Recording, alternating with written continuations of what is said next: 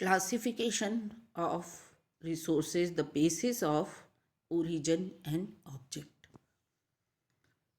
पिछले लेक्चर में हमने जो है संसाधनों का वर्गीकरण किस तरह से होता है और क्या उसका क्लासिफिकेशन है उस पर डिस्कस किया था। तो संसाधनों को हमने 3 भागों में जो है वर्गीकृत किया था। उपयोग की सत्ता के आधार पर, उत्पत्ति के आधार पर और उद्देश्य के आधार पर। उपयोग के आधार पर हम जो है चर्चा कर चुके हैं। आज इस चैप्टर में हम उत्पत्ति के आधार पर और उद्देश्य के आधार पर डिस्कस करेंगे। तो उत्पत्ति के आधार पर संसाधनों को 2 भागों में विभाजित किया गया है, अजैविक संसाधन और जैविक संसाधन, अबायोटिक रिसोर्सेज और बायोटिक रिसोर्सेज कि अब इसमें इनको किस तरह से जो है कैटेगराइज किया गया है उत्पत्ति के आधार पर कि जितने भी इस अर्थ पर रिसोर्सेज हैं उनकी उत्पत्ति जो है कैसे हुई है। तो अगर पृथ्वी में भौतिक रूप से जो संसाधन उपस्थित हैं वो तो अबायोटिक हो गए, और जिन चीज़ों में जीवन है वो बायोटिक हो गए। तो 2 भागों में, भौतिक या अजैविक कह लो और दूसरा जैविक कह लो। भौतिक यानी कि जिसमें कि जीवन नहीं है, जितनी भी चीज़ें हमें दिखाई देती है जिनमें जीवन नहीं है, यानी कि प्रकृति हमें दे रही है, वो सब अबायोटिक है, उसमें जीवन नहीं है। और जिसमें जीवन है ये भी प्रकृति दे रही लेकिन जीवन है, तो उसको हम बायोटिक में रखते हैं। तो इसके अंतर्गत इनको जो है अजैविक संसाधनों को हम अकार्बनिक संसाधन भी कह सकते हैं, यानी कि इनमें जीवन की क्रिया नहीं होती, इनका नवीनीकरण संभव नहीं है, यानी कि ये एक बार उपयोग में लेने के बाद खत्म हो जाते हैं। अतः इनका उपयोग अब हम क्लासिफाई क्यों करते हैं, क्योंकि हमारा सस्टेनेबल डेवलपमेंट हो, पोषणीय विकास हो, तो हम इस तरह से, हमें पता है अबायोटिक रिसोर्सेज है, इनको इस तरीके से उपयोग करें कि आगे की पीढ़ियों के लिए भी उपयोग की संभावना रहे। क्योंकि अजैविक संसाधन जो हैं वो एक बार उपयोग में लेने के बाद समाप्त हो जाते हैं, जैसे कि जल है, जमीन है, खनिज है, हमने इनका उपयोग लिया और ये समाप्त हो जाएंगे। अब इनके जो अबायोटिक रिसोर्सेज है उनके डिस्ट्रीब्यूशन में भी जो है असिमेट्री पाई जाती है, यानी कि असमानता पाई जाती है। हम देखते हैं जैसे कि लोहा है, एल्युमिनियम है, कई तरह सोना है, चांदी है, तो इनका डिस्ट्रीब्यूशन इस अर्थ पर हमें समान रूप से देखने को नहीं मिलेगा।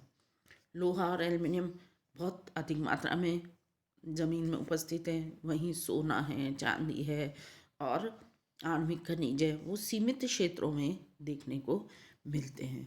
तो इनका जो डिस्ट्रीब्यूशन है वो भी इस अर्थ पर अलग अलग जो है मात्रा में उपस्थित है।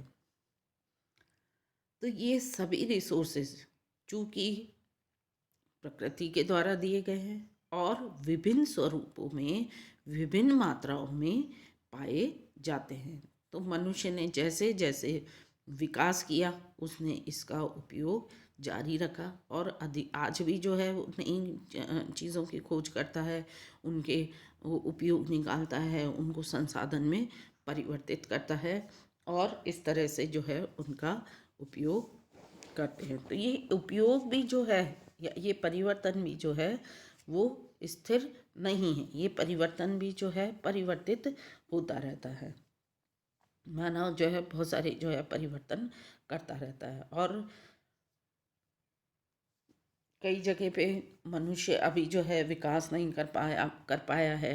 बहुत सारे ऐसे रिसोर्सेज पड़े हैं जिनको हम निकाल नहीं पाए, क्योंकि वहाँ मनुष्य अभी विकास का जैसे काम नहीं कर पाया, जैसे ग्रीनलैंड है, अंटार्कटिका है, वहाँ पर जो है रिसर्च अभी चल रही है। तो ऐसे भी क्षेत्र हैं। तो अजैविक यानी कि जिसमें जीवन नहीं है, हम उसका एक बार उपयोग करेंगे तो वो समाप्त प्राय हो जाएंगे, ऐसे संसाधन जो है ख़त्म हो जाएंगे। दूसरे आते हैं बायोटिक रिसोर्सेज, जैविक संसाधन। तो जैव मंडल में जो है बहुत सारे एक निश्चित जीवन चक्र वाले संसाधन ही जैविक संसाधन कहलाते हैं। जैसे कि इसमें वन्य प्राणी, पशु, पक्षी, वनस्पति, छोटे तथा सूक्ष्म जीव जो हैं वो जैव संसाधन कहलाते हैं। और हम इनको कोयला और खनिज तेल को भी जो है बायोटिक रिसोर्सेज कह सकते हैं, क्योंकि ये भी जो है जीवाश्मों के कायांतरण के कारण जो है उत्पन्न हुए। इनमें कुछ का जो है नवीनीकरण हो सकता है, जैसे वनस्पति वर्ग, जबकि कुछ का नवीनीकरण नहीं हो सकता, जैसे खनिज तेल। अतः ये रिसोर्सेज भी मानव क्रियाओं से प्रभावित होते हैं। तो ऐसे संसाधनों की मात्राओं में वृद्धि या कमी की जा सकती है। पशुपालन होना, मत्स्य पालन होना, वृक्षारोपण, इन कार्य से जैविक संसाधनों को बढ़ा सकते हैं कि हम पशुओं को पालें, मछलियों का जो है वो करें, और करते भी हैं, क्योंकि ये हमारे एज अ फूड जो है काम में आती है। तो हम इनकी फार्मिंग करके इनकी मात्राओं में बढ़ाते। इसी तरह से वनों को काटना, कई जीव जो है संकट में आ गए हैं, तो उससे क्योंकि जीवों का हम शिकार करते जा रहे हैं और उनकी संख्या को मेंटेन नहीं कर रहे हैं, तो उनमें कमी आ रही है। तो जैविक संसाधनों के दोहन में तकनीकी ज्ञान और उपयोग के ढंग का प्रभाव पड़ता है। तो ये चल साधन माने जा सकते हैं कि मनुष्य किस तरह से इनका उपयोग करते हैं। इसी तरह से जैविक संसाधनों के वितरण में जितनी भी भौगोलिक घटनाएं होती है उनका भी प्रभाव पड़ता है। जैसे कि उष्णकटिबंधीय क्षेत्रों में जो है सघन वनस्पति मिलती है, जबकि अगर हम देखें टुंड्रा क्षेत्रों में नहीं के बराबर वनस्पति है। तो ये क्या है? ये ज्योग्राफिकल फैक्टर्स है। उष्णकटिबंधीय क्षेत्रों में, ट्रॉपिकल एरियाज़ में क्यों जो है डेंस वेजिटेशन मिल रही है? क्योंकि वहाँ टेम्परेचर हाई है, ह्यूमिड क्लाइमेट है, जो कि वनस्पति के लिए अनुकूल है। इस तरह से टुंड्रा क्षेत्रों में क्यों नहीं वनस्पति पाई जा रही? क्योंकि टुंड्रा क्षेत्रों में अधिकतम समय में बर्फ़ जो है वो जमी हुई रहती है। तो जैविक संसाधनों में और अजैविक संसाधनों की तुलना में बहुत अधिक विविधता मिलती है। लेकिन हम देखते हैं कि जो जैविक संसाधन हैं ये कम कठोर होते हैं, साथ ही इनका विकास भी तेज़ी से हो जाता है।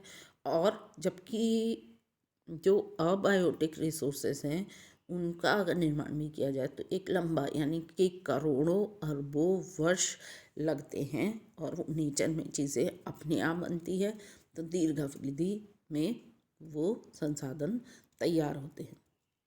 भौतिक संसाधनों की मात्रा भी निश्चित है, इसको हम घटा बढ़ा नहीं सकते, जबकि जैविक संसाधनों की मात्रा में हम वृद्धि कर सकते हैं। जैसे मिट्टी और जल का हम निर्माण नहीं कर सकते, जबकि वृक्षारोपण को का हम निर्माण कर सकते हैं। ऐसे ही जीवों की संख्या में वृद्धि या कमी कर सकते। इस प्रकार भौतिक यानी कि अबायोटिक और बायोटिक जो है इस पृथ्वी पर दोनों हैं, लेकिन इनमें कई प्रकार की जो है विभिन्नता पाई जाती है। तो ये हमारे जो थे उत्पत्ति के आधार पर रिसोर्सेज थे। अब तीसरी कैटेगरी है कि उद्देश्य के आधार पर कौन कौन से जो है संसाधन हो सकते हैं। पहला था हमारा उपयोग के आधार पर, उपयोगिता के आधार पर कि कितने समय तक उनका उपयोग किया जा सकता है। वो रिन्यू हो सकते हैं, नहीं हो सकते हैं, रिसाइकल हो सकते हैं। तो उसमें जो है वो उपयोग के आधार पर हो गया। दूसरा अभी हमने इसमें देखा कि उत्पत्ति के आधार पर, कि उत्पत्ति जो है उनकी कैसे हुई है। तो उसके आधार पर हमने अबायोटिक और बायोटिक रिसोर्सेज में जो है विभाजित किया। तीसरा हमारा आता है ऑब्जेक्ट के आधार पर कि जो रिसोर्सेस हमको मिल रहे हैं तो उसका ऑब्जेक्ट क्या हो सकता है। तो इसको भी हमने 3 कैटेगरीज में डिवाइड किया है। पहला एनर्जी रिसोर्सेस, दूसरा रॉ मटेरियल, तीसरा फूड स्टफ। एनर्जी रिसोर्सेस यानी कि ऊर्जा संसाधनों का द्वारा शक्ति के साधनों का विकास किया जाता है, यानी कि हमें अपना जो है विकास करने के लिए, इंडस्ट्रीज चलाने के लिए, बहुत सारी क्रियाएं करने के लिए मनुष्य को एनर्जी की ज़रूरत होती है। तो वह एनर्जी कहाँ से मिल सकती है। यहाँ पर जो पृथ्वी पर जितनी भी चीज़ें हमारे पास उपलब्ध है उन्हीं से हम एनर्जी ले सकते हैं। तो ऐसी चीज़ें जो हमारे ऊर्जा के रूप में काम आए उनको जो है ऊर्जा संसाधन कहते हैं। क्योंकि हमारे यातायात के जितने में हमारे यातायात के साधन हैं, उद्योग है, यांत्रिक कार्य हैं, इन सब में ऊर्जा का उपयोग होता है। क्योंकि एनर्जी से ही हम जो है ये पता लगा सकते हैं कि कोई भी कंट्री कितना मात्रा में जो है एनर्जी रिसोर्सेज का यूज़ कर रहा है, तो वो उतना ही ज़्यादा विकसित होगा। जैसे अमेरिका का जो है प्रति व्यक्ति ऊर्जा खपत सबसे अधिक है, तो वो सबसे अधिक विकसित देश है। तो एनर्जी रिसोर्सेज जो है समाप्त होने वाले संसाधनों के रूप में और नहीं समाप्त होने वाले संसाधनों दोनों के रूप में जैसे पाए जाते हैं, जिसके अंतर्गत हम देखेंगे जो है जिनका रिन्यू नहीं किया जा सकता, कोयला, पेट्रोल, प्राकृतिक गैस आदि जो है ये रिसोर्सेज हैं। इसी तरह से वन, जल विद्युत, पवन ऊर्जा, भूतापीय ऊर्जा, ज्वारी ऊर्जा, इनका जो है नवीनीकरण किया जा सकता है और ये नहीं समाप्त होने वाले संसाधन हैं।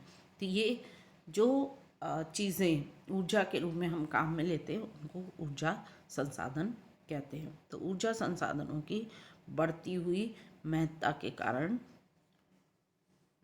जीवन धारणीय विकास की मूल भावना का विकास किया जाना अत्यंत आवश्यक है। तो इस तरह से ये हमारा एनर्जी रिसोर्सेज हो गया। दूसरा कच्चा माल, रॉ मटेरियल। रॉ मटेरियल में भी मिनरल्स, वेजिटेशन, एनिमल्स और प्रोडक्ट मटेरियल, इन जो है 4 भागों में बांटा है। यानी कि हम कच्चे माल के रूप में काम में लेते हैं और उनको फिर विभिन्न कामों में उनका जो है उपयोग में लेते हैं। जैसे कि हम पहले लेते हैं मिनरल्स, भूगर्भ को खोदकर निकाले गए पदार्थों को इस श्रेणी में रखते हैं। जैसे लौह अयस्क, अलोह धातु, गंधक, नमक, चूना पत्थर, चीका बालू, इमारती पत्थर, ये सब जो है मिनरल्स हैं जो हमारे विभिन्न काम में काम आते हैं। दूसरा आता है वेजिटेशन, यानी कि प्राकृतिक वनस्पति से हम जो है कई प्रोडक्ट प्राप्त करते हैं। लकड़ी है, रेशेदार उत्पाद है, गोंद है, रबर है, तेल है, बीज है, छाले हैं, कार्क है, शैवाल है, अनेक बहुत सारे जो है एग्रीकल्चर प्रोडक्ट हैं, उन सबको हम वेजिटेशन में रखते हैं। तो कई रूपों में हम जो है उनका उपयोग करते हैं।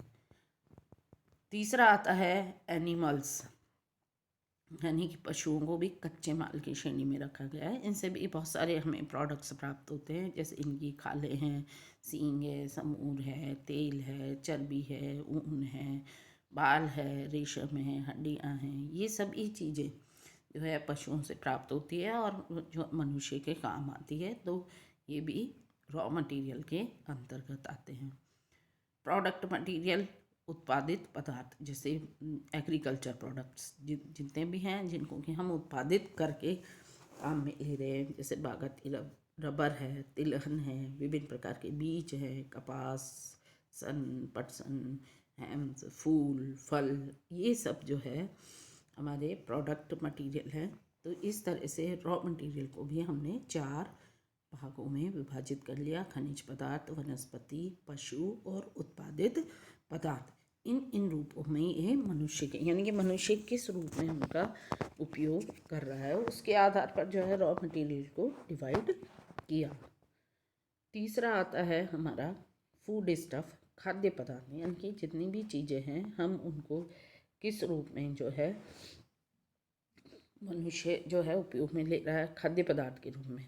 तो उसको भी हमने 3 भागों में विभाजित किया है। खनिज मिनरल्स, वेजिटेशन और एनिमल्स। खनिजों को भी हम खाने के रूप में काम में लेते हैं, जैसे विभिन्न प्रकार के नमक जो है हम काम में लेते हैं नमक के रूप में। जिस पदार्थ को हम खाने के रूप में काम में लेते हैं वो खनिज, यानी कि जो भूगर्भ से खोद कर निकाले जा रहे हैं और हमारे खाने पीने के काम में आ रहे हैं, तो उनको ये फूड स्टफ में आते हैं। इसी तरह से वेजिटेशन, जो चीज़ें हमारे सिर्फ खाने के, अभी हमने पिछले रॉ मटेरियल के रूप में वेजिटेशन लिया था, तो वो बहुत सारे कामों में, हम सिर्फ खाने में नहीं, बहुत सारे कामों में वो चीज़ें काम आ रही हैं। यहाँ पर सिर्फ उन्हीं को लिया गया है जो हमारे फूड के रूप में काम में आ रही है। तो वेजिटेशन विभिन्न तरह के फल, कंदमूल, पत्तियाँ, मशरूम, ये सब जो है हम खाने के काम में ले रहे हैं। विभिन्न प्रकार के बीज, तो ये वेजिटेशन जो हमारे खाने के काम में आ रही है वो इसके अंतर्गत सम्मिलित की जाती है। इसी तरह से पशु, जीव जंतु जो हमारे फूड स्टफ के रूप में काम है, जैसे मुर्गी पालन, मधुमक्खी पालन, मछली पालन, ये सब जो है इसके अंतर्गत आते हैं। तो ये जो है फूड स्टफ हो गया। उसमें भी पशु जो हमारे जो है फूड के रूप में काम में आ रहे हैं, वेजिटेशन जो फूड के रूप में काम में आ रही है, मिनरल्स जो फूड के रूप में काम में आ रहे हैं, वो सब जो है हमारे फूड स्टफ में आते हैं। तो ये हमारा जो है